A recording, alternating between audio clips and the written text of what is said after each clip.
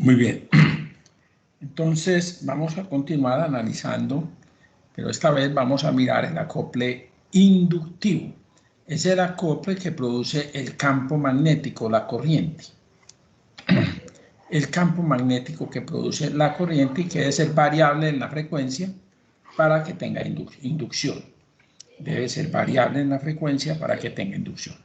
Entonces ya habíamos visto en otra parte de este curso cómo si hay una corriente variable y tenemos un conductor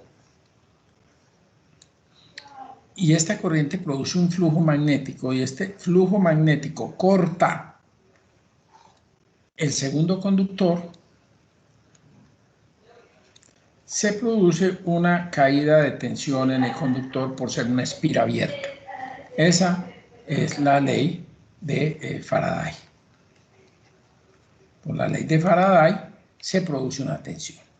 Ahora, en particular en su momento nos interesaba ver qué pasaba en un conductor de tierra. Por lo tanto, esta inducción de este conductor que tiene una corriente variable sobre un conductor que tuviese una puesta a tierra en un extremo. Entonces aquí aparece un voltaje en este lado. Esto es lo que llamamos nosotros una inducción sobre el corte este. Obviamente esto va a ser función de dos cosas: la separación entre los dos conductores y la longitud del paralelaje. Va a ser muy importante esas dos circunstancias para establecer cómo se da este proceso de inducción. El proceso del campo magnético es el más difícil de todos, porque contra el campo magnético no hay apantallamiento, no existe forma real de apantallarse contra el campo magnético. Por lo tanto, la primera solución para el acople inductivo va a ser la separación. Entonces, ¿qué es lo que algunas veces la gente hace? Cuando este voltaje está muy alto, diga usted, qué sé yo, 5 voltios, 4 voltios, en 100 o 200 metros de cable de una red secundaria, que es común que pase. ¿Qué hacen los ingenieros para resolver este problema? Aterrizan el cable nuevamente al extremo. Entonces, lo que hacen es que cogen este extremo y ahora cogen y lo aterrizan. Ahora voy a pintar la resistencia de puesta a tierra porque ya la necesito poner. Le ponen aquí un R2 si esta era la resistencia de puesta a tierra de la subestación. Cuando eso pasa al este flujo atravesar este campo, ya ahora no produce un voltaje, sino que produce una corriente de reacción I'. Una corriente I' de reacción, que se opone a esta corriente que está induciendo este valor. Y entonces aquí aparece un delta de voltaje en la Tierra, que es delta de voltaje es igual a esa I' por la resistencia de puesta a tierra. Entonces aquí es donde aparece el famoso lazo inductivo. Esto es un lazo inductivo. ¿Qué es un lazo inductivo? Una corriente parásita que ocurre en los cables de tierra por efecto de la inducción de campos magnéticos de corrientes que le son paralelas a este cable. Entonces, ¿cuál es el problema? Que efectivamente estos 5 voltios se volvieron aquí, diga usted qué sé yo, este voltaje se volvió aquí, se volvió 0.3 voltios. Entonces, ¿qué dice el ingeniero? Ya resolvimos el problema. Había 5 voltios, ya no hay sino 0.3 voltios. Pero él lo que no se da cuenta es que aquí, en esta puesta a tierra, apareció un delta de voltajes, diga usted, de 0.2 voltios. Depende de la resistencia, la corriente, los cálculos, lo que sea que... ¿Y dónde está el pecado? Si antes teníamos 5 voltios y 0, porque aquí no había, ahora tenemos 0.3 y 0.2. Creo que hice un buen negocio. No, usted no hizo un buen negocio. ¿Por qué? Porque estos 5 voltios que están aquí están en un único punto. ¿Cuál? En este extremo del cable. Pero cuando usted metió estos 0.2 voltios, estos 0.2 voltios se volvieron una tensión en modo común aquí para todos los que estén pegados de la malla de tierra.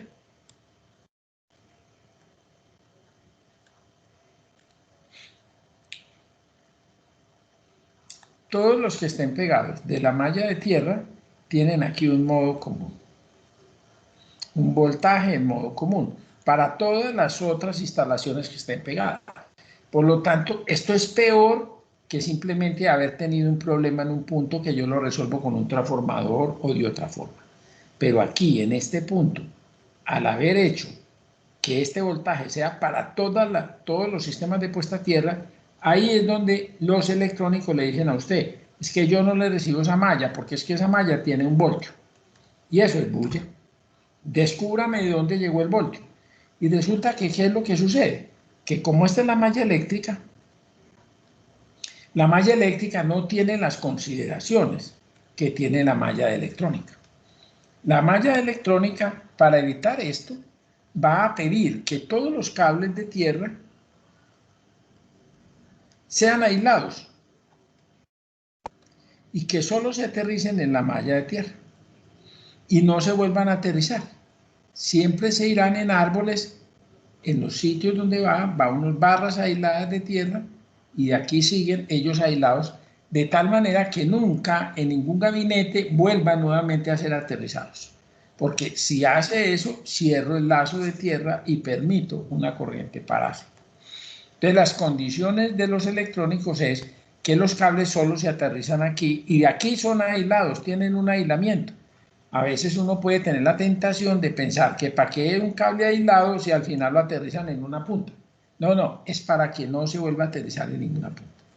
Si ustedes observan, la malla de seguridad no requiere que los cables sean aislados. Una malla de puesta a tierra no requiere cables aislados. Yo puedo hacerlo con cables desnudos, no tiene ningún problema. ¿Por qué usamos cables aislados en las mallas de tierra? Por protección mecánica. Realmente para que no lo dañen, incluso para que los trabajadores no vean que es cobre y lleven una cegueta y se lo traten de robar. O sea, no les gusta, es por eso. Pero realmente el tema en los lazos de tierra es aplicados en electrónica, en electricidad no. En electricidad siempre les diré que cada que ustedes encuentren cómo aterrizar un gabinete, muchas gracias muchachos, aterrícenlos todos, qué bueno. En seguridad eléctrica, todas las puestas a tierra son bienvenidas, porque lo que no queremos es que toda esta malla coja un GPR muy alto. Por lo tanto, todo el que ayude a bajar el GPR, bienvenido, bienvenido. Y si usted en cada motor de su fábrica pone una varilla Copperwell, yo le diré fantástico. Si usted en cada gabinete de su fábrica aterriza una varilla y aterriza el gabinete y el terminal de tierra, la barra de tierra, yo le digo, le quedó perfecto. Pero eso no es electrónica, eso es electricidad. Entonces, en electricidad, los lazos de tierra no son un problema. Son un problema en electrónica. En electricidad, son los altos voltajes los que son un problema. Por lo tanto, ahí aparece la gran contradicción. El gran problema entre las mallas de electrónica y las mallas de eléctrica. Y es que para nosotros, que una malla tenga 3 voltios, en electricidad eso, maldita sea, parta un carajo. Es modo común, está en todas partes, los 3 voltios no van a causar nada. Pero para un ingeniero electrónico es muy complicado esos 3 voltios, porque muchos de sus equipos trabajan a menos de 2 voltios, por lo tanto eso puede poner en riesgo las comunicaciones y la integridad de los equipos. Por lo tanto, encontrar un equilibrio entre la electricidad y la electrónica siempre será un reto para nosotros como ingenieros.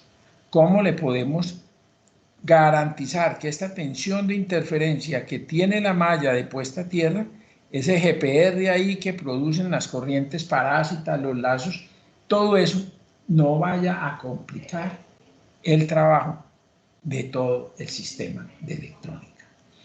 Normalmente lo que vamos a intentar hacer es encontrar los lazos y soltarlos si hay.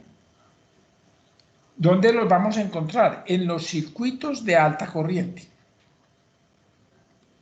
Ahí están los grandes lazos, porque las inducciones son función de la corriente, por eso son en baja tensión. ¿Qué encuentra uno normalmente que produce estas diferencias de tensión? Por ejemplo, esto. Uno llega a una fábrica y encuentra un arreglo como esto. Esto es una bandeja portacables. Entonces, los ingenieros juiciosamente disponen los cables así, con unas correillas plásticas amarran los cables de la bandeja, digámoslo, si esta es la bandeja. Aquí vienen los cables y los amarran del fondo de la bandeja. Aquí queda la fase A, aquí queda la fase B, aquí la C y por aquí mandan el cable de tierra. Entonces este es el cable de tierra. ¿Qué sucede? Que normalmente estos circuitos son balanceados. O sea que I sub A, I sub B, I sub C son iguales en magnitud. Muchos motores, por ejemplo, grandes, funcionan en delta. Entonces las corrientes de las fases no tienen residuales a tierra ni nada. Entonces está muy bien. Pero, ¿qué es lo que causa una inducción? Esta diferencia de distancias. Esto está a una distancia, esto está a otra distancia y esta tercera está a otra distancia. Por lo tanto, las inducciones que producen sobre el cable de tierra son distintas. Entonces, ¿yo qué debo hacer? Debo hacer una cosa como esta. Si esta es la bandeja vista en planta, vista desde arriba, yo lo que tengo que hacer es coger estos tres cables, voy a pintar solo las fases, y transponerlas, como si fueran una línea de transmisión. Entonces, hago una transposición. De tal manera que frente al cable de tierra, que lo voy a pintar aquí, todas estén a la misma distancia. Primera solución, hacer una transposición a lo largo de la bandeja. Esa es una solución interesante. Segunda posición que la gente utiliza para eliminar esas inducciones. También es muy socorrida, es suficientemente buena, no será la más estética, pero es una conducción muy buena. A, B y C. Poner los cables unidos entre ellos, no separados. La primera es muy estética, muy bonita, porque los cables se ven ahí amarraditos, todos horizontales, espectaculares, y cualquiera dice, esta instalación sí quedó buena. Pues no quedó buena. Y la tercera forma en que lo hacen son los cables entorchados, que son los cables que usan en las redes secundarias, donde el cable está envuelto el uno en el otro, todo el tiempo están los cables entorchados, por lo tanto están a una misma distancia en todo el tiempo. O sea, entorchar los cables es una opción de garantizar que las distancias medias entre los cables y el conductor de tierra sean lo mejor. La otra opción que tenemos es no llevar este cable, si es la tierra electrónica, no llevarla en una bandeja de cables eléctricos, sino tener una bandeja de cables de control y electrónica donde no haya altas corrientes. Entonces yo la separo a otro lado y ya no tengo ningún problema. Y aquí tiro una eléctrica, no una electrónica, sino una eléctrica, y por aquí tiro la tierra de electrónica en otra bandeja para electrónica. Esa es una salida muy buena para usted evitar esas inducciones magnéticas que son las más complicadas. El problema más harto que tiene el campo magnético es que no lo para prácticamente nada. El campo magnético atraviesa todo. Un poquito lo para el hierro, un poquito, pero no es la gran cosa lo que lo para. La Tierra para el campo magnético es como el aire, lo atraviesa. Un muro lo atraviesa, como si no pasara nada. Entonces no es como el campo eléctrico que se puede eliminar. Existe, no obstante, una forma, y es si yo pudiera coger ese cable y no permitir que las líneas de campo magnético atraviesen el conductor, usando para eso una pantalla magnética. O sea, esta pantalla es magnética. Incluso para funcionar no necesita estar aterrizada. Todo lo que ella va a hacer, y lo voy a poner de lado, si aquí está el conductor y esta es la pantalla, es que las líneas de campo magnético van a haber una reluctancia muy buena por la pantalla, se van a meter por la pantalla y esas líneas no van a atravesar el conductor. Y si no atraviesan el conductor, no le producen diferencia de tensión. O sea, lo importante es que los flujos magnéticos se vayan por la baja reluctancia de esta pantalla, que infortunadamente es una pantalla muy costosa. Los cables que tienen pantalla magnética son cables muy costosos el metro. Entonces deben ser usados en sitios donde hay campos magnéticos muy grandes y mucha dificultad porque no hay cómo detener el campo magnético si no es con ese tipo de pantallas. Yo tuve alguna experiencia en un banco aquí en el centro de Medellín hace muchísimos años, yo diría que más o menos 28 años, con un arreglo de pantallas de cajeros del banco. Tenía 12 pantallas, Esas 12 pantallas, las 4 pantallas de un extremo, digamos aquí estaban las 12 pantallas, así. Las últimas 4 pantallas vibraban los números. Esas pantallas en esa época no eran como ahora, que son pantallas planas, sino que usaban el principio del rayo de electrones. Era una pantalla y aquí había un flyback, se llama, que lanzaba electrones a una determinada frecuencia e iba barriendo 600 líneas, y en estas 600 líneas aquí había un material fosforescente en la pantalla, y entonces ellos iban repartiendo a cierta velocidad, iban conformando y volvía otra vez el rayo y volvía y repartía y volvía tal cosa. Pero era un rayo de electrones. Estos eran electrones que salían de un transformador que se denomina flyback, que operaba como a 16.000 voltios. Una cosa hasta mortal. Muchas personas murieron reparando esos televisores por dentro. Era una bobina que tenía, digamos, un transformador que tenía una bobina de muchas espiras en el secundario. Era peligrosa. ¿Qué pasaba? Las letras se empezaban a mover. Entonces los tipos se cansaban mentalmente mucho porque todo el tiempo estaban liquidando transacciones y la pantalla se movía y se movía. Los primeros que fueron allá les dijeron que eso era un problema de tierras. Entonces fueron y arreglaron las tierras y le metieron varillas y varillas y eso se siguió igualito. Entonces yo fui llamado, eso fue hace más de 30 años, fui llamado a estudiar el problema. Y yo dije, esto es un tema de campo magnético, hombre, esto no es un tema tan sencillo, esto es campo magnético. Entonces me dijeron, ¿y cómo lo comprobamos? En esa época no teníamos medidores de campo magnético, yo no tenía medidores. Digo, hombre, yo no tengo medidores de campo magnético, pero voy a llevar una brújula. Llevé una brújula, la puse encima de la mesa, y por aquí en estos lados la brújula se quedaba perfecta, pero en este lado la brújula tenía oscilaciones de lado y lado, vibraba. Entonces yo les dije, aquí hay un campo magnético en estas 4 pantallas. Vamos a tratar de buscar qué es, y para encontrarlo en forma, me dieron 2 meses para traer de Estados Unidos un medidor de campo magnético, que todavía lo tengo, marca Walker, muy buen medidor. Yo lo mandé traer, lo trajimos, y cuando llegó el medidor, llegamos ahí, efectivamente, había un campo magnético que era del orden de unos 20 miligauss en ese momento. Dijimos, 20 miligauss están interfiriendo con el chorro de electrones y lo desvían. Y como este 20 miligauss eran a 60 Hz, era muy consonante con las barridas que daba este, que también es una frecuencia de 60 Hz. Entonces dijimos, no, venga, aquí hay un problema de interferencia entre el campo magnético y la pantalla.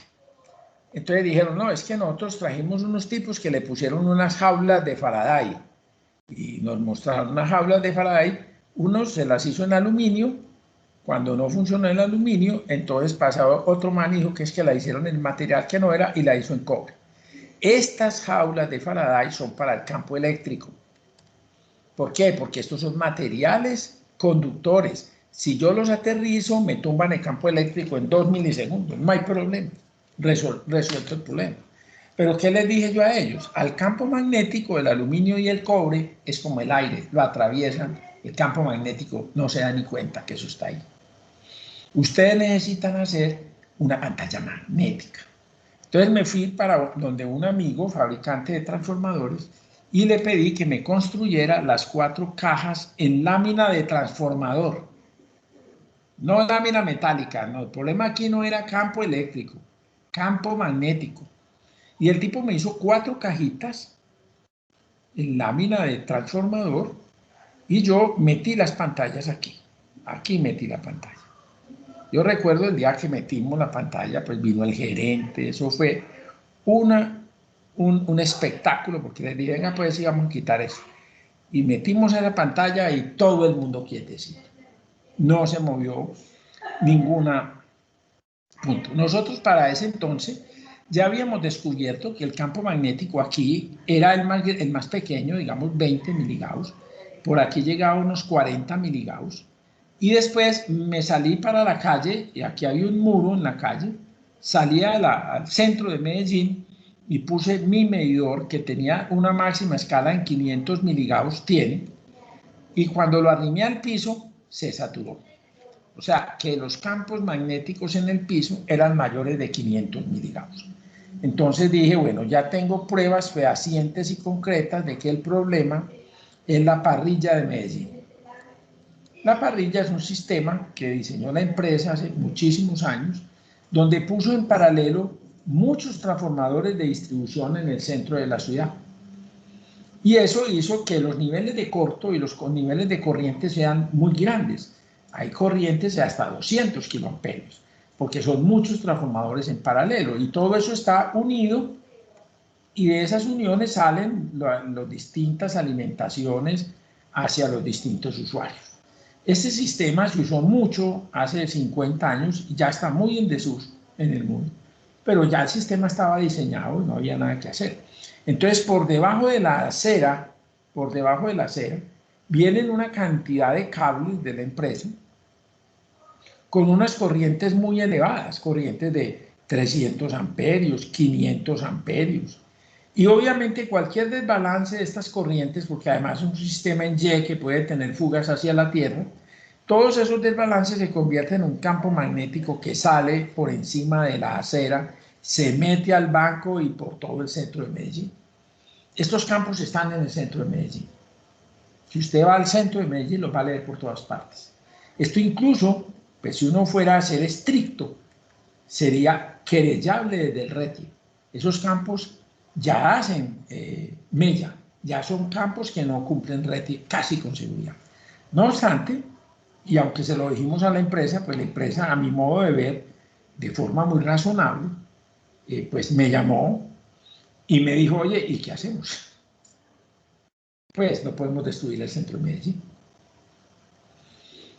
Entonces, nuestra conclusión es que no se puede hacer nada por ahora ahí. Hasta que haya una remodelación total de las redes secundarias del centro de Medellín, quién sabe cuántos años tome repensar esa red, pues definitivamente esos campos van a estar ahí. No me preocupan desde el punto de vista de la salud, porque los campos que producen problemas de salud son de verdad muy, muy superiores a estos, los reales, pues. Por lo tanto, a mí no me preocupa que esto tenga alguna connotación en salud, pero en su momento sí me preocupé, porque cuando hicimos esto, el gerente del banco me dijo, la persona, que era una muchacha, que estaba operando la caja más cercana al muro colindante con la calle, le tuvieron que hacer una trepanación cerebral por un tumor. En ese momento yo me asusté y le dije, bueno, yo voy a estudiar ese fenómeno. Y me dediqué a estudiar las normas IRPA, que son las normas internacionales de radiaciones no ionizantes, que son las producidas por los campos eléctricos del ser humano. Estuve estudiando, hice una primera propuesta de norma de campos electromagnéticos y la salud hace más de 25 años a la división Sistema de Calidad de ISA, que es lo que hoy es el CIDED. Bueno, y después pues no se adoptó la norma, pasaron mil cosas, y al final el RETIE sacó de la IRPA unos valores que son los que están hoy ahí, campos magnéticos máximos que se permiten en el sistema, que no recuerdo exactamente los valores, pero todavía están lejos de los valores que están en el centro de Medellín. Como anécdota, les cuento que unos par de meses después me llamó una joyería del centro de Medellín y me dijo, por favor ayúdenos, nosotros tenemos el mismo problema. Y la única forma en que lo pudimos resolver fue instalando el computador de la persona de contabilidad en el baño. Allá no se movía la pantalla, en el resto se movía. Entonces tenemos a la señora trabajada sentada en la taza del inodoro. Por favor, ayúdenos. Eso es el tema del centro de Medellín, por ejemplo, que tiene parrilla y donde hay grandes corrientes. Por lo tanto, los temas de campos magnéticos no los busquen en la línea de 500 kilovoltios, no los busquen en la línea de 230 kilovoltios. Ahí no hay problema de campo magnético. Esas líneas están a 15 metros del suelo. Eso no va a causar problema. Las corrientes que manejan no son corrientes superiores a las que se manejan en baja tensión. Una línea de 500 kilovoltios te puede manejar 1000 amperios, 1200 amperios, la gran corriente arriba, ¿cierto? Y están en promedio a 15 metros del suelo. Una fábrica perfectamente te maneja 1500 amperios y lo tenés a centímetros de tus pies. Por lo tanto, ojo, el campo magnético está en baja tensión. Ahí es donde hay que mirar el campo magnético. Y si bien el ser humano comprobó hace rato que el campo eléctrico no tiene efectos, estoy hablando de 60 Hz, no tiene efectos sobre la salud, evidentemente el magnético no sabemos. Porque el ser humano es, además de eléctrico, que el campo eléctrico, la piel lo desvía. La piel desvía el campo eléctrico. O sea, es una cosa muy de erizar la piel, de causar molestias, de esas corrienticas de descarga ahí como hartas, como estáticas, pero no tienen efecto importante sobre la salud. Pero el campo magnético es extremadamente difícil de saber qué produce, porque el ser humano tiene hierro, y el hierro sí es un material muy magnético, y tiene agua, y el agua es material paramagnético, diamagnético más bien, es decir, que se opone al campo magnético. Entonces el agua se opone al paso del campo magnético, se polariza con el campo magnético, y por esta razón se hacen los medidores de resonancias nucleares magnéticas. Un medidor de resonancia nuclear magnética funciona alrededor de 2 teslas de flujo magnético y lo que hace es polarizar las moléculas de agua que son diamagnéticas. Y entonces diferencia esas moléculas de las moléculas del resto de los huesos, etc. Por eso es que se puede diferenciar y saber qué es agua y qué no. Realmente la resonancia lo que mira es el agua en el cuerpo, eso es lo que mira, a partir de esa característica diamagnética del agua. Por eso cuando a una ranita la ponen ahí a unos 4 o 5 teslas de campo magnético, flota en el aire, por las mismas moléculas que son opuestas al campo magnético, actúan pues como un imán de polaridad igual, y entonces levantan el cuerpo de la ranita con campos magnéticos muy altos. Obviamente estos campos que van a ser cada vez más importantes en la humanidad, se los advierto, porque nosotros estamos trabajando los famosos superconductores. Y los superconductores van hacia lo que el amigo Tomás Alva Edison sostenía. Si la potencia es voltaje por corriente, yo no quiero subir el voltaje porque es muy peligroso. Yo no quiero subir el voltaje porque me toca pasarme a corriente alterna para usar transformadores. Yo no quiero subir el voltaje porque soy enemigo a muerte de Tesla. Eso era lo que sostenía el viejo Tomás Alva Edison. Entonces Alva Edison decía, suban la corriente, suban la corriente, suban la corriente. Pero obviamente eso tenía un límite. Y Tomás Alva Edison perdió la pelea completica. Pero hoy con la aparición de los superconductores, ya las grandes corrientes no van a exigir grandes diámetros de los conductores, porque los conductores van a tener una resistencia muy baja. Entonces no van a tener pérdidas, no se van a calentar. Luego el problema del diámetro del conductor, del calibre del conductor, es un problema que no nos va a preocupar mucho. Por lo tanto, yo puedo subir la corriente hacia valores muy, muy altos a los que hoy uso en un conductor normal. Y si es así, puedo transmitir grandes cantidades de potencia, seguramente con unos niveles de voltaje no muy altos e incluso de corriente directa. ¿Cuál es el problema? que estos campos tienen asociados, estas corrientes tienen asociados grandes campos magnéticos. Y confinar esos campos magnéticos va a ser un gran reto, porque esos campos en el aire van a ser un problema. Uno, si son de corriente alterna, ni se diga, pero incluso siendo imanes permanentes, pueden causar problemas a mucha parte. Vamos a tener a nuestros ecologistas peleando porque las palomas ya no se van a poder ubicar, los gusanitos se van a polarizar, y nosotros vamos a tener que inventar esquemas en los cuales lo que lleva y trae la corriente esté metido en unos contenedores que tengan una muy baja reluctancia magnética, de tal manera que confinen el campo magnético a través de ferritas y materiales magnéticos de muy bajas pérdidas, a fin de que aquí en las partes externas de este paquete no haya campos magnéticos importantes que puedan poner en riesgo la salud u otros equipos. ¿Qué se puede hacer contra el campo magnético? Alejarse. Si yo tengo un conductor que lleva una corriente variable, trate de tirar los cables a 90 grados. Así tiene la más mínima inducción. E igual, ¿qué sucede cuando yo quiero estudiar, por ejemplo, la inducción que produce una línea de transmisión sobre una tubería de un gasoducto?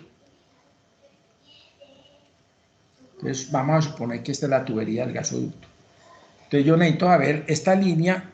En el eléctrico es igual, pero digamos en el magnético, que es el que estamos estudiando, ¿qué inducciones producen esta tubería? Entonces, a mí me toca hacer lo que les dije, partir este tubo en tramos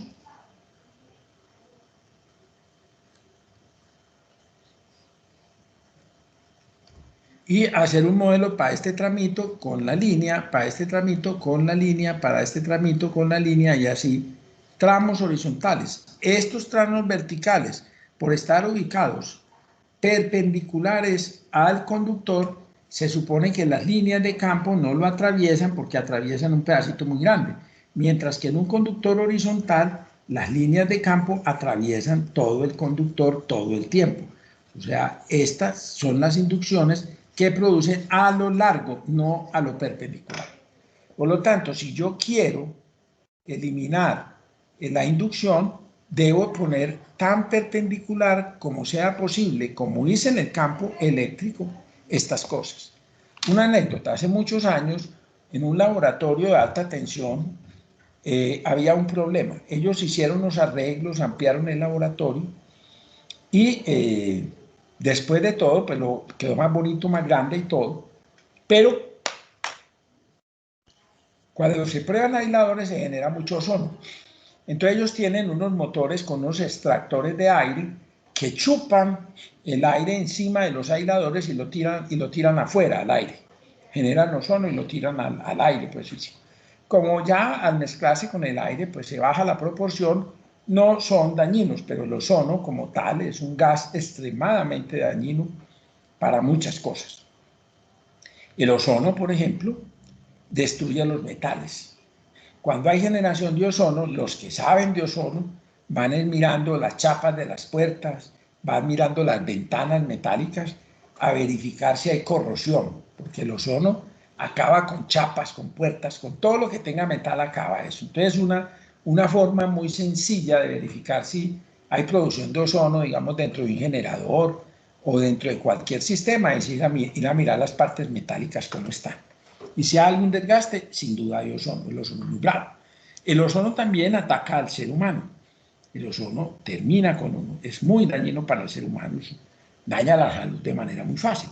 Y por esa razón, pues la idea es que no debemos tener ozono. El ozono debe estar por allá arriba, en la capa superior de la atmósfera, pero no debe estar aquí. No obstante, todo lo que genere arcos eléctricos va a generar ozono. En su relación con el aire, el oxígeno del aire genera ozono. Entonces, ese ozono en la parte de abajo es muy malo y es muy dañino. Y los arcos que producen los rayos, los arcos que producen las fallas, los arcos que producen estas pruebas, todo eso genera ozono, y en general todo arco eléctrico va a producir ozono, que nadie querría que lo produjera. Lo otro es que él no sube a la atmósfera de manera voluntaria. Todavía no se sabe muy bien qué construyó la capa de ozono del planeta, pero está muy claro que no corresponde a un ozono que se hubiera levantado desde la superficie de la Tierra hasta esa capa. No sabemos muy bien qué lo produce, pero sabemos que el ozono que está a nivel de la superficie de la Tierra es supremamente dañino. Entonces, esto tiene unos extractores para chuparse ese ozono y tirarlo a la atmósfera, en la parte superior del edificio naturalmente. Y esos motores se quemaban y se quemaban y se quemaban y se quemaban. Entonces los tipos llamaron también un poco de gente y algún día me pidieron, Jaime, venga, ayúdenos, carajo, ¿qué está pasando? Nosotros aquí no hicimos nada, mejoramos el laboratorio y los motores, quémese y quémese esos motores, estamos embalados. Entonces fui y yo les dije, oiga, ¿ustedes cómo estaban? El laboratorio de ellos tenía unos barrajes así. Y les dije, cómo venía la alimentación a los motores antes? Habían traído unos cables fases y se iban aquí estaba el motor, aquí hay una campana por donde jalaba y aquí estaba el motor que jalaba las aspas y subía. Y en este caso, como hicieron un movimiento, tiraron el cable por aquí. Quedó exactamente en paralelo con los barrajes. Esa inducción de los campos magnéticos, cada que los flameaban los aisladores, aparecían corrientes y aparecía acople capacitivo, metía un voltaje aquí que quemaba los motores. Todo lo que hemos hablado de inducciones era eso. ¿Qué lo produce? El paralelaje. Paralelaje. Esa es la clave. Todo lo que les dije fue una teoría básica de electricidad. Hermano, ustedes pusieron los cables del motor en paralelo con las barras que meten la bulla. Me hace el favor y tiran por otro lado esa alimentación y santo remedio. No van a tener problemas. Muy bien. Otra anécdota que me pasa a mí con el campo magnético me sucede en un estudio de grabación. A mí me llamaron a un estudio de grabación de sonido y me dijeron que tenían un grave problema. Y era que tenían un hum de fondo, así lo llamaban ellos. Es decir, que cuando ponían los amplificadores se oía allá en el fondo. Que habían peleado por todas las partes, que habían cambiado los transformadores, que habían metido otras puestas a tierra, que habían independizado las tierras, que habían hecho de todo y seguía el maldito hum de fondo. Entonces yo me fui a mirarlo y ¿qué me encontré? Que en el muro venía un tubo. Este tubo yo arrimé aquí en mi medidor del campo magnético y leí 25 miligauss, 25 miligauss leí ahí. Y yo dije, pero ¿por qué por este tubo hay 25 miligauss? Entonces mandaron llamar al electricista, le dije, ¿usted qué metió en este tubo? Y dice, no, nada, yo metí las fases del transformador, las metí ahí. No podíamos saber qué hasta que el tipo dijo algo. Dijo, no, lo que pasa es que originalmente el transformador iba a ser monofásico. Entonces nosotros pedimos un tubo por aquí como de media pulgada. Pero después me dijeron que el transformador iba a ser trifásico y entonces yo no pude cambiar este tubo. Y entonces yo ¿qué hice? Metí dos fases por aquí y como no me cabía el cable por aquí, entonces aproveché otro cable que tenía aquí y la tercera fase la metí por aquí. Entonces, ¿qué hice?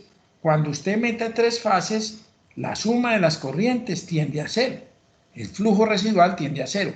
Pero si usted en un cable me deja dos y en el otro me deja uno, hay residual, porque esto no suma cero, ni esto suma cero. Entonces, le dije, señores, supremamente fácil. Cambien el tubo y metan los tres por la misma.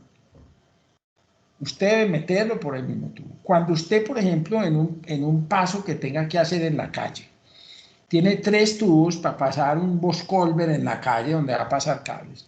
La gente muy pulida llega y dice, no, ¿sabe qué? Hay tres tubos, entonces por aquí meta la fase A, por aquí meta la fase B y por aquí meta la fase C. Error. El campo magnético, como esto es un tubo metálico, va a producir efecto de transformador de corriente sobre este tubo metálico que está aquí. Y así sobre cada uno, aumentando y calentando el tubo y aumentando las pérdidas del sistema. Usted, cuando tenga eso, tiene que coger A, B y C por el mismo tubo para matar los campos magnéticos ahí, que no queden residuales. Que estos tubos quedaron vacíos, a mí no me importa. Yo lo que no quiero son flujos residuales. Los flujos residuales son un pecado. Usted siempre que pueda en corrientes me las tiene que matar unas con otras. No me puede dejar las corrientes sueltas por ahí, que es uno de los problemas de las redes como la parrilla de Medellín y las redes primarias que trajeron mucho problema en la historia. Y era que, ¿qué pasaba? Las redes de distribución eran redes donde iban las tres fases, pero los transformadores que ellos usaban eran transformadores con conexión en Y. Entonces, ¿qué sucedía? Por aquí veía una corriente y su A, por aquí veía una corriente y su B, por aquí venía una corriente y su C, pero al sumar esas Y's, A, B y C, aquí quedaba un residual, una pequeña corriente residual a tierra. Y siempre esto pasaba a lo largo de todo el circuito. Entonces, ¿qué pasaba? La suma de I sub A más I sub B era un flujo diferente de cero. Si esta corriente no se hubiera metido por el suelo, estas tres corrientes sumaban cero. Pero esas tres corrientes suman un residual hacia la tierra. Como está cerrando por otro camino, que no es el aire, aquí queda un flujo residual. Y ese flujo residual queda cortando cualquier cable que esté por debajo. De principios de siglo hasta la época mía, yo diría que en los años más o menos 90, las redes eléctricas compartían las mismas posterías con las redes telefónicas. Y entonces este era un cable telefónico y era cortado por este flujo y entonces le metía 60 Hz. 60 Hz es una frecuencia que el ser humano escucha. Nosotros empezamos a escuchar de unos 20 Hz para arriba, hasta 20 kHz que uno está joven y diga usted 12 kHz, 10 kHz cuando ya uno está viejo. Pero uno oye el 60 Hz. Por eso usted oye cuando los transformadores vibran. Usted le siente, eso es 60 Hz y usted alcanza a oír la vibración de 60 Hz. Entonces, obviamente, los teléfonos tenían una bulla metida. Entonces, lo primero que hicieron, que antes los primeros teléfonos eran así, ellos dijeron, metamos una puesta a tierra, metamos aquí una fuente, que es la que mete la señal, vamos a meter aquí un cable y aquí para leer la señal vamos a usar otra vez la tierra. Entonces no necesitamos ni un cable. Era lo que ellos decían. Pero al tener este cable, una inducción producida por la línea, un voltaje, entonces se pensó en convertir esto en modo común. Y de ahí salió el concepto del par telefónico. El par telefónico, el concepto del par telefónico que tiene que ver con esto, es que esa inducción esté en el cable 1 y que sea igual a la inducción del cable 2. Y por eso, si yo leo la diferencia de voltaje entre los dos, que es mi teléfono, mato la inducción en modo común. Esto se vuelve inducción en modo común. Entonces, los pares telefónicos resultan con la idea de eliminar el modo común, que producían las inducciones de 60 Hz, que producían los sistemas en Y aterrizados, que tenían corrientes que cerraban por el suelo y no cerraban por los cables, que dejaban un flujo residual que atravesaba los cables telefónicos. Mierda, yo no puse a grabar, ¿cierto? No, sí. Que atravesaba los cables telefónicos y entonces se volvió un problema este. Esto lo van a resolver poniendo los famosos devanados en delta para atrapar esas componentes de secuencia cero, tercer armónico, que era el que más se presentaba. Atraparlas en las deltas de tal manera que no hubiera ese flujo residual por las líneas, sino que quedaran metidas dentro de los transformadores. Eso mejoró mucho el problema de los teléfonos. Bueno, para el día de hoy, pues la fibra óptica resolvió casi que de manera completa y total el tema telefónico. Hoy no tenemos el problema telefónico, incluso se había inventado un término que era el TIF. que es Telephone Interference Factor, el factor de interferencia telefónica, que era una formulación alrededor de los terceros armónicos de voltaje, cómo se leían, y a uno le ponían límites en el TIF. Eso todavía lo usan en las máquinas sincrónicas, porque las máquinas sincrónicas todavía producen mucho tercer armónico, pero eso es una bulla que no quiero meter en esta disquisición. Estoy hablando de los campos magnéticos y los problemas que producen los campos magnéticos y por qué el campo magnético es una dificultad enorme. ¿Sí? Es una dificultad enorme. Entonces, esa tercera forma es esa. También el campo magnético se puede reducir un poco, no mucho, un poco, si cojo una pantalla metálica y la aterrizo en los dos extremos. Claro, al aterrizarlo en los dos extremos, si aquí hubiese un campo interferente y aquí el conductor interferido, y yo pongo un conductor que a la vez se aterrice y se sacrifique haciendo un cierre, si este tiene una corriente I, aquí se genera una corriente I'. Y el conductor interno pues va a tener la inducción de I menos I' o el flujo producido por I menos el flujo que es en el otro sentido. Por lo tanto, aquí hay una disminución de la inducción. Al aterrizar una pantalla metálica varias veces, yo disminuyo un poco. Normalmente eso no reduce más del 15% del campo, así que no es una medida muy efectiva. Pero aquí es donde aparecen los problemas de multiaterrizar, porque cuando uno multiaterriza, cualquier diferencia de tensión entre este punto y este punto, por efectos de corrientes que estén circulando, van a usar esta pantalla como parte del conductor de tierras. Voy a tratar de explicar un poco más. Supongamos que yo tengo una malla de tierra que tiene estos conductores, ¿cierto? Y tengo además una pantalla, la voy a pintar de otro color, una pantalla de un cable de control que yo la aterrizo aquí y que la aterrizo aquí también. Entonces, ¿qué sucede? Si aquí hay unas corrientes por un corto, digamos que por aquí se está devolviendo y por aquí está entrando una corriente de cortocircuito de no sé cuántos kiloamperios, todas estas mallas se van a volver elementos conductores de las corrientes para llevar la corriente hacia el punto donde tiene que retornar. O sea, todas estas mallas van a conducir corrientes en distintos sentidos.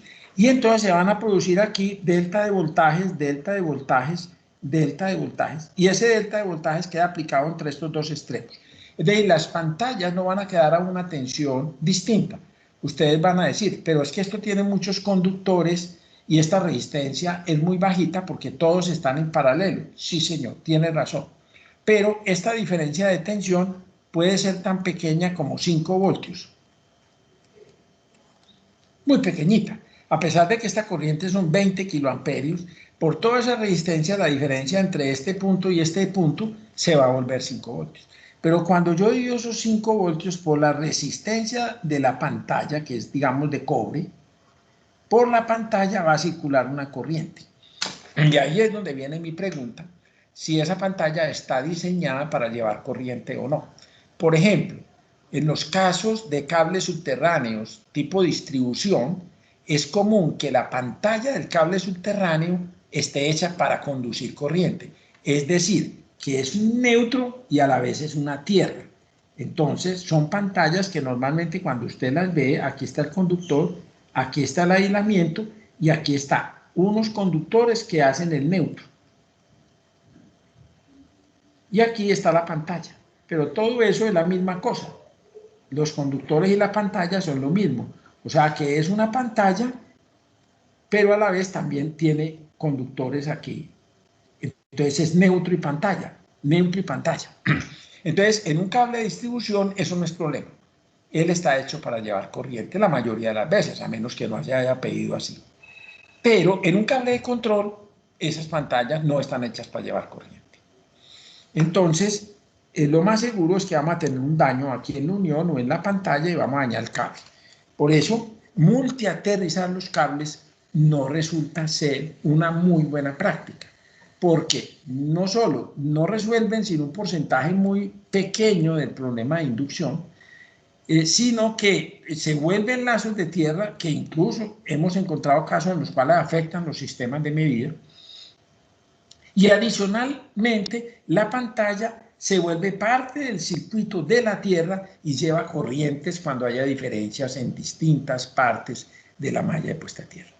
Por esa razón, no es recomendable, no quiere decir que sea necesariamente un error, sino no es recomendable aterrizar las pantallas de los cables de control, sino únicamente en un punto. Para que sirvan al problema del acople capacitivo frente al acople inductivo, corra, separe todo lo que pueda los cables de control de los campos magnéticos. Por ejemplo, de los circuitos auxiliares de baja tensión. No meta los cables de control por donde usted está metiendo circuitos que tienen motores, circuitos que tienen cargas importantes con corrientes grandes en baja tensión. Recuerden que el problema del campo magnético no tiene nada que ver con el nivel de tensión, cero. No, solo tiene que ver con la corriente y con la separación que tenga esa corriente del cable donde se va a inducir. Entonces no tiene para nada la importancia del voltaje. El voltaje no influye nada en el campo magnético, pero dificulta muchísimo, porque cuando hay un campo magnético metido, estamos en problemas graves, realmente graves. Alguna vez en un banco me pasó, me llamaron y me dijeron que tenían un problema porque los computadores se estaban bloqueando. Yo fui a eso, es un búnker que tenía un banco, fui a ese búnker a revisar el problema y hice lo que hacemos los ingenieros que evaluamos problemas y daños y cazamos brujas eléctricas. Y es hacer la pregunta de CSI Las Vegas. ¿Qué hicieron aquí en los últimos meses? Normalmente a uno lo llaman porque ellos no se hacen esas preguntas o ellos no le paran bolas a lo que hicieron. No, aquí realmente no hemos hecho nada. Piensen bien, ¿qué han hecho aquí? No recordamos haber hecho nada, no se cambiaron las UPS, no se ha cambiado la red eléctrica, no se metieron nuevos cables, no se hizo absolutamente nada que nosotros tengamos memoria. No sabemos de dónde empezó esto. Echen cabeza, han instalado algún equipo, han hecho alguna cosa. Y de pronto un ingeniero dijo, sí, hace como unos 20 días instalamos un equipito. Y usted me quiere mostrar cuál equipo. Entonces fueron y me mostraron el equipo. Y era una cosa del siguiente talante. Era un gabinete de puros racks electrónicos, de esos que usan la gente de comunicaciones y que yo no entiendo, que tienen por aquí una cantidad de racks para meter, ¿cierto? Y estaba esto lleno de puros racks ahí metidos. Y aquí habían equipos. Un equipo aquí, por aquí había otro equipo, por aquí había otro equipo. Y de pronto metieron un otro equipo y lo metieron como aquí. Aquí metieron el equipo nuevo hacía 20 días. Entonces yo le pregunto al tipo, óyeme, ¿usted me sabe decir cuál es el equipo que se bloquea? Y el tipo me dice, miércoles, este es el equipo que se bloquea. Sí, señor. Si este equipo se llega a bloquear, nos bloquea todos los sistemas. Que no lo habían tocado. Habían metido este nuevo aquí.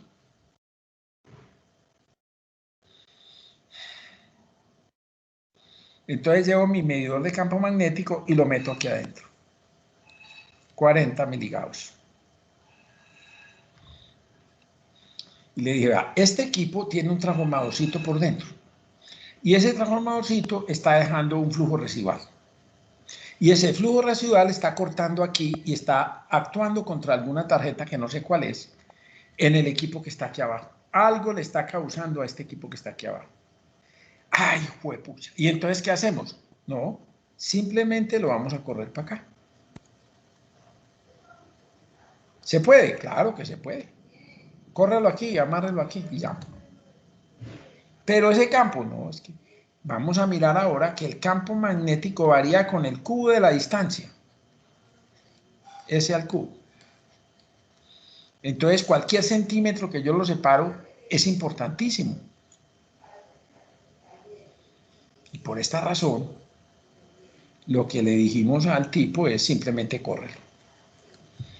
Y con eso jamás volvió otra vez a bloquearse el sistema. El campo magnético es muy jodido. Los ingenieros electrónicos no lo ven así.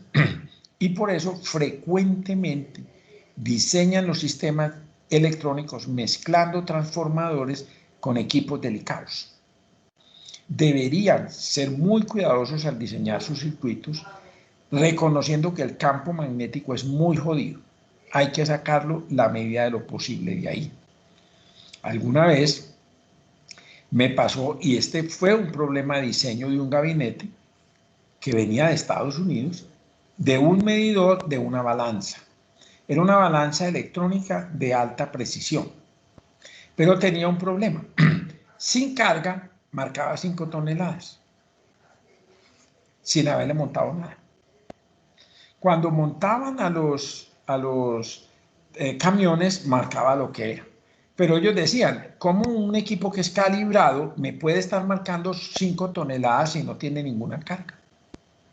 Entonces fui a mirar el gabinete y efectivamente ellos tenían los transformadores aquí de potencia y aquí estaba el circuito electrónico al lado.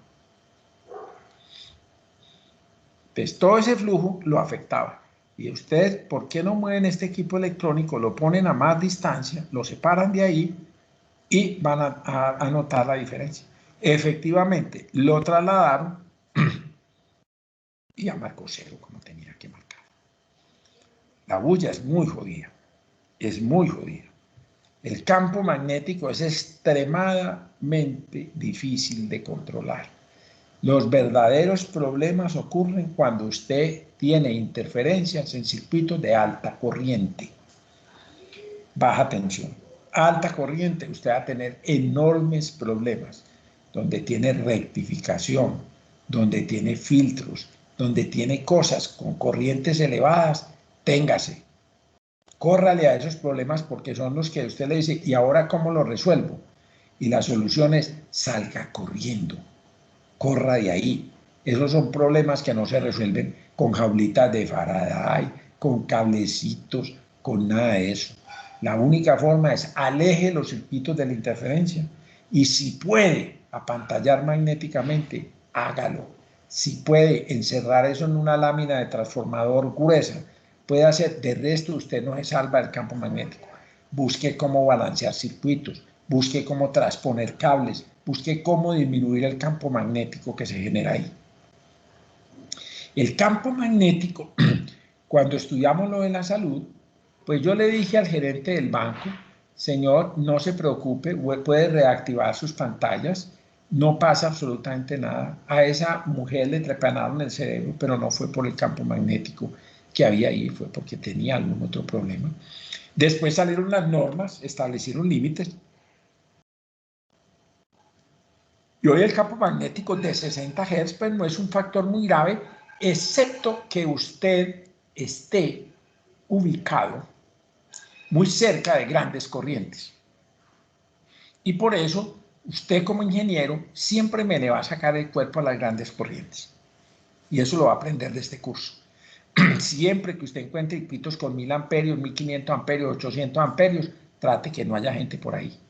Incluso nosotros en algunas fábricas, en algunos sitios como tema de seguridad ocupacional, medimos los campos magnéticos. Eso es más importante que el campo eléctrico. El campo eléctrico no da nada en ninguna parte. El campo eléctrico yo lo he leído en algunas partes en líneas de 500 da una cosita. Pero el campo eléctrico no es sino molesto. El campo eléctrico no tiene serios problemas. El campo magnético no sabemos qué produce. Todavía hoy no tenemos claridad. Por esta razón, al campo magnético, la idea es sacarle el cuerpo todo lo posible. Siempre que usted tenga líneas con altas corrientes, no deje que haya trabajadores permanentemente ahí, no ponga los escritorios al lado de eso. Yo alguna vez vi en una subestación de unos filtros que hicimos para armónicos que tienen unas bobinas y esas bobinas les están pasando 300 amperios y esas bobinas generan un gran campo magnético y están en el aire. O sea, ese campo magnético está cerrando en el aire. Cuando usted me mete una bobina para armónicos, usted está metido en grandes problemas, porque ese campo magnético va a coger el gabinete donde usted está, que es metálico, y lo va a tratar como si fuera una espira. Le va a inducir corrientes a lo largo de las 4 caras y le va a fundir el metal. Cuando usted me hace un gabinete para meter adentro una bobina, por ejemplo, de un elemento para corregir armónicos, un filtro de armónicos pasivo, un pasabajos, entonces usted me tiene que hacer el gabinete partido. ¿Se acuerdan cuando miramos ahora que estuvimos mirando los transformadores de aislamiento? Aquí estas láminas no se pueden juntar entre ellas. Tengo que aislar esta lámina de la vecina. Yo esta lámina de aquí tengo que eléctricamente, para que no circule corriente, a todos estos empates yo los tengo que buscar un elemento aislante para que la corriente no pueda circular, porque el campo magnético va a intentar circular. Y eso mismo va a pasar en la malla de cerramiento externa. Aquí tiene una malla enlabonada. Aquí va a intentar inyectar corrientes. Entonces usted tiene que separar esas mallas para que no haya círculos donde cierre la corriente y me genere inducciones. Alguna vez en una subestación grande de Colombia me llamaron porque el candado que abría la cerca metálica de donde estaba una bobina grande en 34,5 kilovoltios con una corriente muy alta, el candado se fundió con el tubo de la puerta. Se fundió, soldado, completamente soldado, debido a que corrientes parásitas que dan la vuelta. Y usted, el acero de refuerzo en este caso, tiene que vigilar que no quede unido, que no quede cerrando, ¿Qué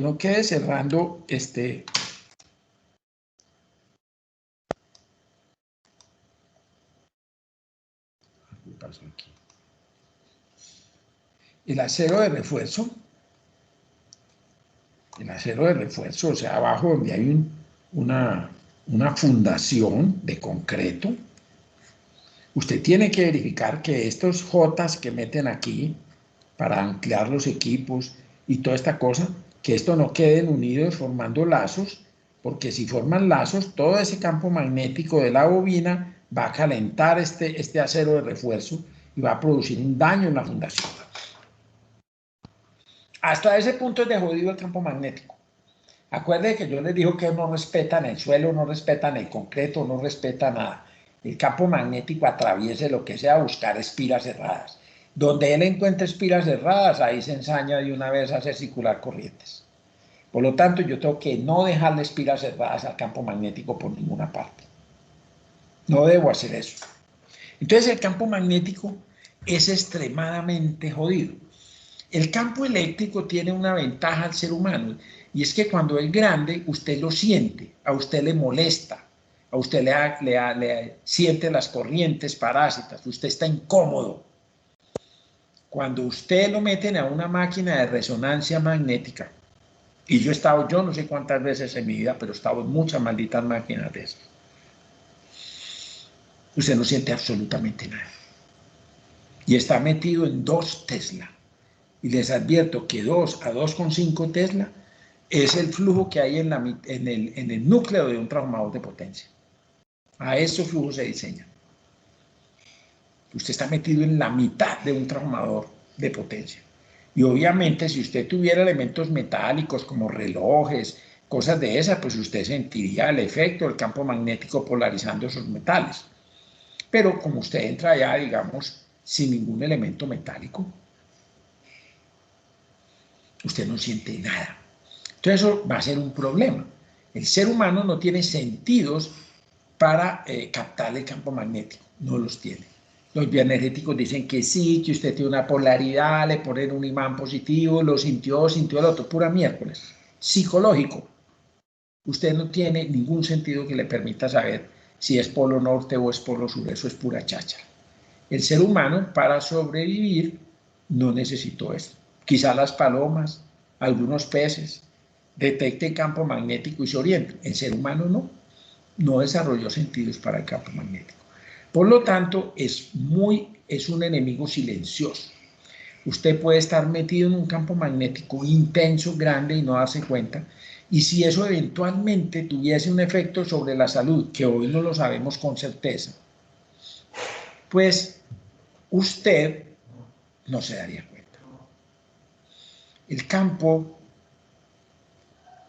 magnético, lo único que produce y que se ha comprobado en el ser humano son campos alrededor de los 4 Tesla que producen un fenómeno que se llama electrofosfóresis. ¿Qué significa eso? Que como en la retina del ojo hay algunos componentes metálicos de hierro, ante esos campos hay una polarización ahí en la retina que hace que usted vea chispitas mariposa. Usted ve ahí como pequeños destellos de rayos láser amarillos. Y eso se llama electrofosfóresis. Y eso está documentado y es verdad y existe. Y está científicamente demostrado que se produce. Pero después de que la persona se retira de ese campo, desaparece el efecto. No deja ninguna secuela. Y es ante campos magnéticos muy elevados. Por lo tanto, no se espera que un ser humano, a menos que esté trabajando por ahí en el tokamak o en algún supermagneto o algo de ese estilo, pudiera tener algún efecto de salud. El ser humano normal y convencional no debe tener efectos con la salud, no debe verse afectado por la salud. Bueno, y para rematar estos temas de inducción, voy a hablar un poco de los campos electromagnéticos y la salud. Como les decía, yo creo que fui el primero que arranqué en este país hace más de 30 años por el efecto de este banco y de esta trabajadora con su tumor y todas esas cosas. Pues yo fui comisionado y estudié y propuse una primera norma de campos electromagnéticos y lo estudié bastante. Encontré que el campo eléctrico no produce mayor cosa. El campo eléctrico, el campo magnético, el campo eléctrico produce incomodidad, sin duda. Pero el campo magnético no se sabe muy bien. Tiene que ser campos muy altos.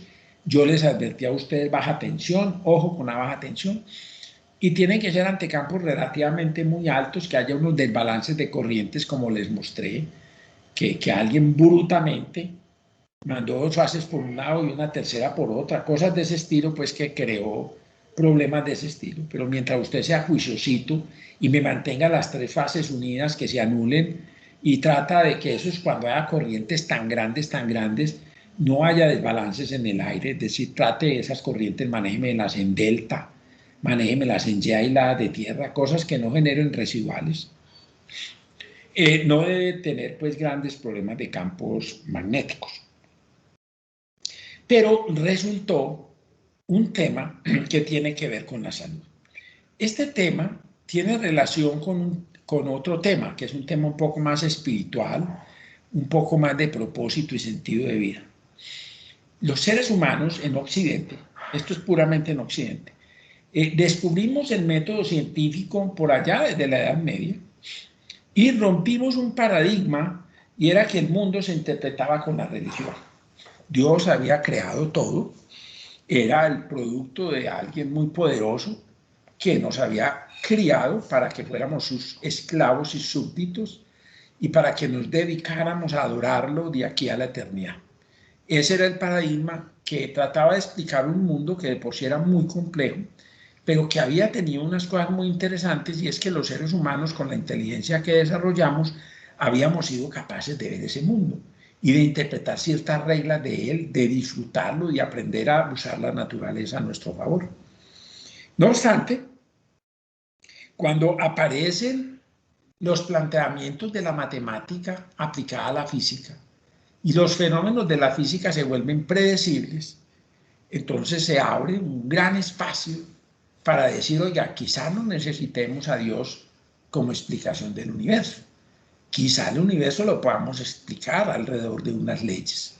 Y en ese propósito se montaron los primeros científicos, algunos terminaron en la hoguera, pero otros, como resultado de que sí efectivamente alcanzaron a predecir muchas cosas, fueron escuchados y la ciencia comenzó a ganarse su puesto como la posible interpretadora de qué era el universo en el que estábamos, que todavía no hemos podido entender un carajo, pero digamos, era ya una esperanza de que alguien podía explicar que el universo era un reloj y que ese reloj se podía interpretar con unas ecuaciones y predecir prácticamente todo.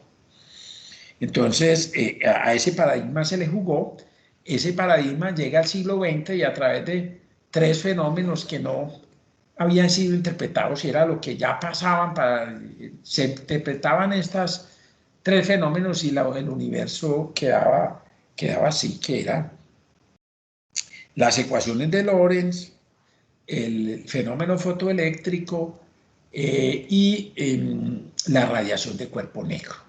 Esos tres fenómenos eran los que ya le faltaban según James Maxwell, y ya con eso uno decía, bueno, ya esto quedó listo, hermano, ya está, ya sabemos cómo funciona el universo, hermano, ya le tenemos la ecuación aquí cogida de un cacho. Entonces, eso se complicó un poco, porque entonces aparece el tema de la relatividad del tiempo y del espacio, una cosa que incluso hoy nos da lidia a nosotros, en nuestro sentido común, entender qué es eso de la relatividad del espacio y del tiempo. Para colmo de males se entra al mundo atómico y se descubre que esa vaina era más aleatoria que de cualquier cosa menos determinística, y aparece una serie de modelos y principios de Heisenberg, Schrödinger, y aparecen un poco de tipos diciendo que esto está más complejo de lo que es, pero que estamos otra vez a una cosita de cogerlo, de cogerlo. Después dicen, no, el universo, esta vaina viene de una explosión, de un Big Bang, todo parece, aquí las pruebas y todo parece que es así. Y todos los días está más enredada, que ahora encontraron la partícula de Higgins y dijeron, no, ya ahora sí interpretamos esto. ¿Cuál mierda? La maldita partícula no aclaró nada. Ahora estamos hablando de multiuniversos, de que este universo es una proyección virtual, y están los científicos completamente locos. Entonces, ¿qué hizo el mundo? Dado que no hemos podido interpretar como el fondo del mundo, que al final damos tantas vueltas que tenemos 11 dimensiones en las ecuaciones para poder interpretar una maldita partícula saliendo de un átomo. Creo que mi mamá en el fondo, que es una mujer muy sabia porque aún vive, tiene toda la razón cuando me dice, oye hijo, se necesita más fe para creer que el universo salió de un micropunto de 10 a la menos 34 centímetros que para creer en Dios. Entonces, finalmente estamos en un mundo que no ha hecho sino tecnología. Transistores más chiquitos, celulares con más capacidad de memoria, velocidades más grandes en los computadores, algoritmos que nos permiten hacer predicciones mejores, comunicaciones a dos manos, información a la enésima potencia. Pero el ser humano, ¿qué? ¿Dónde está el ser humano en todo esto? Entonces llegan los años 60 y en los años 60 la gente ya desesperada porque la ciencia no iba a ser la panacea para explicar a qué diablos vinieron a este mundo, empiezan a volcar los ojos hacia la cultura oriental, una cultura que se había aproximado al conocimiento desde otro ángulo. Habían dicho, no, ¿cuál método científico? La praxis, la experimentación directa. Entonces los orientales tenían la acupuntura. Entonces usted como científico le dice, ¿viste qué es la acupuntura? Es muy fácil, hermano. Usted tiene un desbalance entre el yin y el yang. Cuando usted tiene mucho yin, entonces opaca el yang. Entonces significa que toda su parte femenina está ganándole a la masculina. Y eso genera un problema de salud interno de usted. Usted tiene que cortar esos flujos del yin y dejar que el yang se equilibre. No jodas. ¿Y eso cómo se hace? No, yo tengo una agujita aquí. Te la pongo aquí en la espalda, en la nariz, donde sea, en la oreja. Y yo ahí le doy la señal para que esa señal del yin fluya o no fluya. Oye, ¿y dónde está el yin? No, eso está ahí adentro. ¿Y cómo sé que yo tengo yin y yang? No, porque llevamos 3000 años haciendo esto y funciona. Venga y lo hago y verá que sí. Entonces, al final, los tipos encontraron algunos fundamentos que no son científicos, pero eran pragmáticos. Usted le duele la cabeza, póngase un imán aquí en la oreja y ese imán en 10 minutos le quita el dolor de cabeza. Ven que verá, pero no joda, me quita el dolor de cabeza. Y entonces la gente empezó a decir, oíste, esto funciona. Y los médicos que venían todos alineados en el método científico empezaron a decir, no, yo quiero estudiar bioenergética, homeopática. Yo quiero, y empiezan a salir vertientes y vertientes alrededor de esa mezcla entre lo que es la forma de aproximarse al conocimiento de la cultura oriental, que no es por el método científico, y la forma occidental clásica que usa el método científico. Entonces, esa mezcla llevó al ser humano a un punto donde no sabe qué es la ciencia y qué es pseudociencia y qué es espiritualismo, y todos terminamos haciendo yin y yang, y todos terminamos mezclando, y las mismas creencias se voltearon, y a uno habla con un pelado, no, no, yo soy católico, yo creo en Jesucristo y en Dios, ¿cierto? Pero yo sí creo en la reencarnación, ¿lo oíste? Pero la teoría clásica, pues, de la religión, no, no, pero es que yo tengo la mía, ¿cierto? Entonces yo puedo hacer una mezcolanza, ¿cierto? Y saco de aquí de Mahoma, y saco de Jesucristo, de Buda, y saco del otro y armo mi propia religión, y yo me monto en mis propias creencias. Entonces empezamos a crear un mundo ajustado a las creencias de cada uno. Cada uno va armando sus propias creencias porque es que no hay una dirección. La ciencia está más loca que todo el mundo, y los espirituales andan también en otro planeta. Entonces a cada uno le tocó resolver su problema de la existencia mezclando cosas. ¿Y yo para qué? Volteando todas estas cosas, yo que cada rato los hago ir a las supernovas.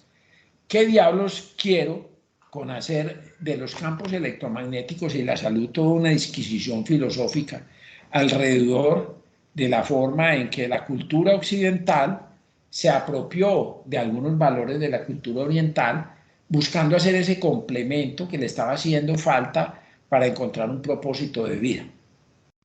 Entonces resulta que nosotros somos científicos, somos ingenieros, pero vamos donde el bioenergético.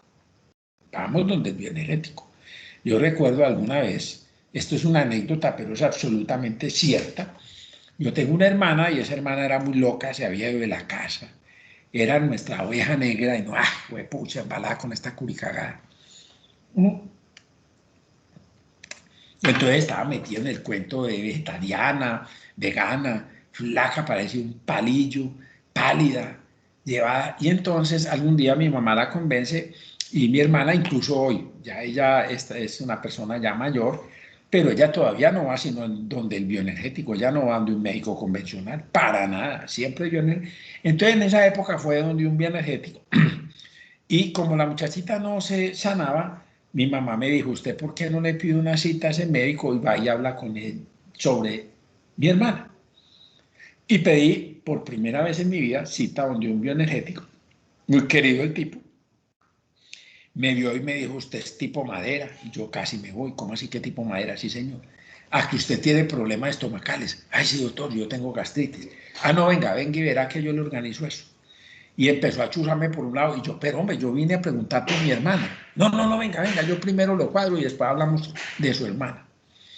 Y el tipo empieza a chuzarme, a voltearme, a decirme, hasta que al final saca una jeringa, coge una inyección, me coge la vena, yo le voy poniendo la mano al tipo, el tipo me abre la mano, coge mi vena en la mano y me dice, usted que es ingeniero electricista me va a entender lo que yo voy a hacer. Le voy a inyectar 1.000.000 de electrones. Y yo, como una triste pelota, me quedé viendo cómo este señor me metía 1.000.000 de electrones en la vena. Y yo no dije nada. Y después cogió una aguja, yo creo que tenía por ahí 5 centímetros, y me la clavó en el pecho para mejorarme el corazón. Me metió una agujeteada en el corazón. Yo salí de allá diciendo, pucha, este tipo me iban a matar. Y me puse, ¿qué fue lo que pasó? ¿Cómo así que 1 millón de electrones? Yo soy un ingeniero electricista, a mí nadie me va a meter 1 millón de electrones en la vena, pues. Sin embargo, el respeto a que es un médico, a que tiene sus grados, a que no sé qué, fue lo que me hizo reaccionar, de que es que para nosotros el médico tiene una autoridad. Eso se llaman los arquetipos, que es un trabajo psicológico que hizo un hombre muy sabio que se llamaba Carl Gustav Jung y que habló de los valores de la sociedad y llamó los arquetipos, que son los personajes que la sociedad respeta o reconoce. Entre ellos está el médico es un arquetipo, el que sana. Entonces usted respeta al médico porque es un arquetipo sobre el cual si usted se crió dándole un valor al médico. Y por eso yo decía, ¿cómo diablos yo a este señor, siendo ingeniero electricista, me le apuché a que me chuzara el corazón y que me metiera 1 millón de electrones en la vena? Y después decía, es que uno tiene ese valor y se deja atracar. Entonces, ahora voy a empezar a aterrizar en el tema que quería, y es que estos señores empezaron a meterse con los temas de los campos electromagnéticos y la salud. Entonces, no es extraño que usted vaya donde el médico y le diga, doctor, es que a mí ya la señora no me gusta. Ah, seguro que hay un traumador en la esquina, ¿cierto? Al lado de tu casa hay un traumador. Ah, sí, doctor, hay un traumador. Ese campo te tiene así. Doctor, pero es que los niños míos son buchichorreados y les han salido lombrices y lombrices. Ah, pasa una línea de distribución ahí por el lado de su casa, ¿cierto? Ahí está, eso es, esa línea. Esas lombrices las producen los campos magnéticos de la línea. Y entonces empiezan los problemas con los operadores de red y las empresas distribuidoras a decir, no, a mí me quitan el traumador de ahí. Ya el médico a mí me dijo que eso era lo que me tenía a mí jodido. Entonces me lo quita, o si no me lo queme o y tal. Entonces empiezan a interferir con los sistemas eléctricos y a complicar la vida innecesariamente de las empresas y de la comunidad. Infortunadamente, y esto lo vamos a mirar cuando veamos las mallas a tierra 60 Hz, infortunadamente los campos electromagnéticos no se han manejado de una forma científica rigurosa. Y por eso tenemos tantas teorías sobre qué produce el campo electromagnético y no se tiene claridad. Hoy tenemos más de 100.000 artículos científicos sobre los campos electromagnéticos y la salud, y las cosas que tenemos contundentes son prácticamente cero. No hay ninguna prueba contundente. En mallas de tierra nosotros vamos a mirar cómo efectivamente, por allá en el año 57, se hizo un compendio de los mejores artículos que se publicaron sobre mallas de puesta a tierra y que dieron base para lo que es hoy la norma IEEE 80 que estudiaremos en este curso. Pero en los temas de campos electromagnéticos y la salud, ese estudio no se ha hecho y falta por hacer. ¿Por qué? De todas maneras, el análisis de los campos electromagnéticos y la salud se tiene que hacer sobre el método científico. En eso vamos a ponernos de acuerdo porque si no, no vamos a llegar a nada. No podemos seguir pensando que un bioenergético con su intuición es el que va a decir qué te produce a ti el campo electromagnético. Tenemos que usar con el método científico. Pero el método científico te exige los siguientes 4 pasos.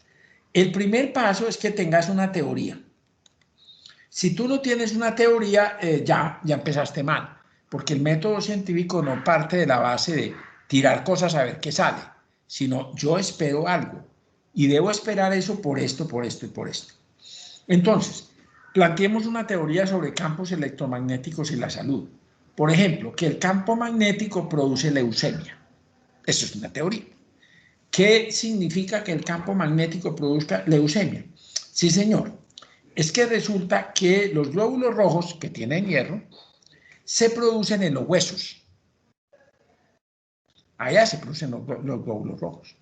Entonces el campo magnético interfiere con los glóbulos rojos, por lo tanto interfiere con los huesos. Y en este sentido, cuando una persona le da leucemia, que es un cáncer en los huesos, es un cáncer que está totalmente relacionado con la sangre. Entonces mi teoría, acabo de lanzarla aquí, tonta y loca solo por ilustrar, es que los campos magnéticos intensos producen leucemia. Para probarlo, yo voy a usar animales de sangre caliente que tengan glóbulos rojos. Vamos a decir que sean ratones de laboratorio para hacer esa prueba. Y entonces voy a probar mi teoría. Entonces, mi teoría, campos magnéticos afectan glóbulos rojos. Esa es mi teoría. Ya acabé de inventarme una teoría que no sé si exista en la práctica, pero lo vi. Ahora, segundo, voy a ver si eso es verdad. Entonces, ¿qué tengo que hacer? Diseño un experimento. Diseño experimento. Entonces voy a decir, voy a coger unas generaciones, digamos 3 generaciones de ratones, de esos de laboratorios, cada ratón de esos, no sé, vivirá, diga usted, qué sé yo, 6 meses o un año. Entonces yo voy a coger 3 generaciones, voy a coger 100 ratones para empezar, de laboratorio, y 100 ratones los voy a meter frente al campo magnético y 100 ratones van a ser la referencia. Entonces los voy a tratar igual, les voy a dar la misma cantidad de sol, exactamente la misma alimentación, la misma agua, los voy a tener en un ambiente muy parecido, totalmente parecido. Y lo único de diferencia que va a haber entre los dos es que el uno lo voy a someter a un campo, digamos, de 0.5 Gauss, Teslas, 0.5 Teslas permanentes en corriente altera. Vamos a suponer que es corriente altera. Entonces, pongo 0.5 Tesla, al otro nada. Y yo voy pasando generación en generación y los voy teniendo. Y al cabo de los 3 años de mi investigación, entonces ahora voy a hacer los análisis de resultados. Análisis de resultados y publicaciones. Voy a publicar esos resultados en una revista científica, de no sé qué diablos, Natural, cualquier cosa. Y entonces yo cojo mis 100 ratones y los mato y les examino los glóbulos rojos a esos ratones. Y encuentro una prueba de las hipótesis.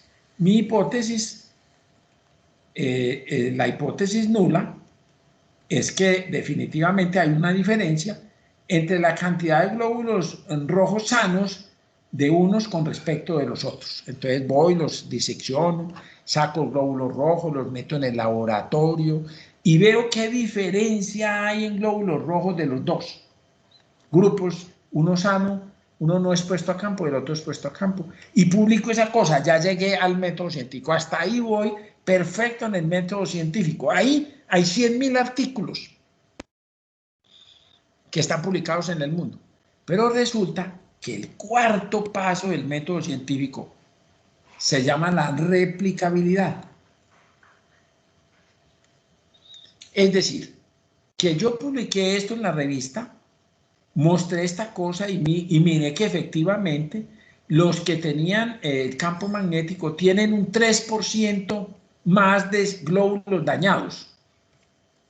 Entonces, eso alienta mi hipótesis de que efectivamente sí hay un efecto de los campos magnéticos, al menos de 0.5 Tesla, sobre los glóbulos rojos de los ratones. Y ya publiqué mi artículo y ya salieron en prensa y dijeron, científicos colombianos de la Universidad Nacional descubren que hay una correlación entre los campos magnéticos y la leucemia a través de la destrucción de glóbulos rojos. Para eso cogieron 3 generaciones y encontraron tal. ¿Y dónde está el problema? Cuando unos señores en Japón o en Rusia o en Estados Unidos quieren verificar eso que yo digo, les toca volver a hacer este experimento que yo hice y volver a encontrar que el 3% no han podido encontrar una sola vez que le repita. Como pasó con la electrofosféresis. Esa, cada que la han hecho, encuentra que al tipo le salen estrellitas, que las ve, y así, eso ya es una realidad. O sea, la electrofosféresis es un fenómeno que produce el campo magnético y ya está demostrado científicamente. Hágalo si quiere, y ahí lo encuentra. Pero los demás estudios sobre los campos electromagnéticos y la salud no han llevado a ninguna conclusión replicable. No existe. habrá indicios. Y de por sí es bastante difícil tener un cálculo que permita sacar conclusiones contundentes, porque aún en mi experimento, donde yo haga esto con 0.5 Tesla y demuestro esto no sirve para nada porque a mí me van a preguntar, ¿oíste? ¿Y dónde conseguís 0.5 Teslas? Y yo digo, pues la verdad, en ninguna parte. Entonces, ¿para qué diablos te sirvió el experimento? Poco. De experimentos que han llevado a ciertas conclusiones, hay uno que siempre me ha gustado cuando estudié todo esto. ¿Qué pasó en los agentes de tránsito en Estados Unidos en los años 80? Resulta que se incrementó el cáncer testicular en los agentes de tránsito. Por encima de la media nacional de Estados Unidos, ser agente de tránsito traía como más riesgo de cáncer en los testículos. Entonces se hizo una investigación de la EPA, que es la agencia del ambiente, Environmental Protection Association de Estados Unidos. Hicieron un estudio en un número grande de tráficos y encontraron una cosa muy diciente. Encontraron que los tráficos usaban radares que trabajan en la frecuencia de microondas y que era bastante común en los agentes gringos que ellos dejaran el radar prendido y se lo pusieran en las piernas mientras conducían los carros. Se encontró que era una práctica muy común ponerse ese radar en las piernas prendido. Entonces, nunca se pudo demostrar, porque pues ni modo de ponerse a hacer un experimento. Lo que se sacó fue unos manuales y unas recomendaciones y unos estuches y unas cosas para que los agentes no volvieran a ponerse los radares prendidos en las piernas. Entonces, uno que dice, hay un indicio fuerte,